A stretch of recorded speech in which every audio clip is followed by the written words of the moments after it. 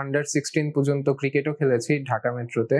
আমার একটা head injury হয়। তারপর আমি আর ক্রিকেটটা কন্টিনিউ করতে পারি না। আমি সিরাজুর হাইয়ান অর্ক। আমি গাজী গ্রুপ ক্রিকেটার্সে অ্যানালিস্ট হিসেবে কাজ করছি। ছোটবেলা থেকেই আমার ক্রিকেট খেলার প্রতি অনেক আগ্রহ ছিল।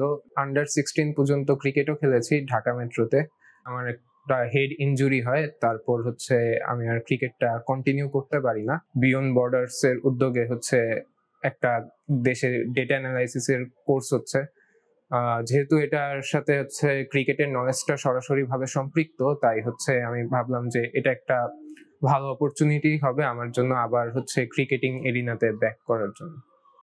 যেহেতু আমি আগে থেকে ক্রিকেট খেলেছি, ক্রিকেটের প্রতি আমার একটা অ্যাট্রাকশন আছে। তাই আমি যখন এই সুযোগটা দেখলাম যে আমি ডেটা অ্যানালিস্ট হিসেবে কাজ করতে পারবো, তাই আমার তখন থেকেই আসলে কোর্সটা করার প্রতি আগ্রহ জেগেছিল। কোর্সটিতে আসার পর ইন্ডিয়ান আন্ডার 19 টিমের অ্যানালিস্ট দেবরাজ স্যার আমাদেরকে গাইড করেছেন। স্যারের যে জিনিসটা সবচেয়ে আমার কাছে ভালো লেগেছে সেটা তার প্রফেশনালিজম। পুরো কোর্সে সার্বক্ষণিক সময়ে তিনি আমাদের সাথে কমিউনিকেট করেছেন। ইভেন ক্লাসের পরও যদি আমাদের কিছু জানার আগ্রহ থাকতো, স্যার আমাদের সময় দিতেন এবং আমাদের সাথে খুবই ফ্রেন্ডলি ছিলেন। অ্যান্ড অ্যাজ এ স্টুডেন্ট হিসেবে আসলে এর থেকে ভালো আর কিছু এক্সপেকটেশন ছিল না।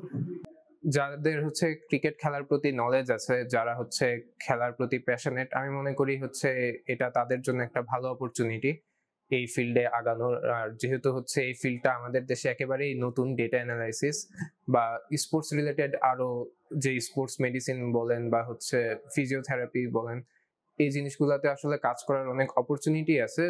কেউ যদি ক্রিকেটের প্রতি প্যাশনেট থাকে এবং ক্রিকেটের নলেজ কারো যদি ভালো থাকে, তাহলে আমি মনে করি যে এটা একটা বড় অপরচুনিটি আমাদের ইয়াং জেনারেশনের জন্য এই সেক্টরে আসা এবং এই সেক্টরটাকে ডেভেলপ করে আসলে দেশের ক্রিকেটের আরো উন্নতি সাধন করা।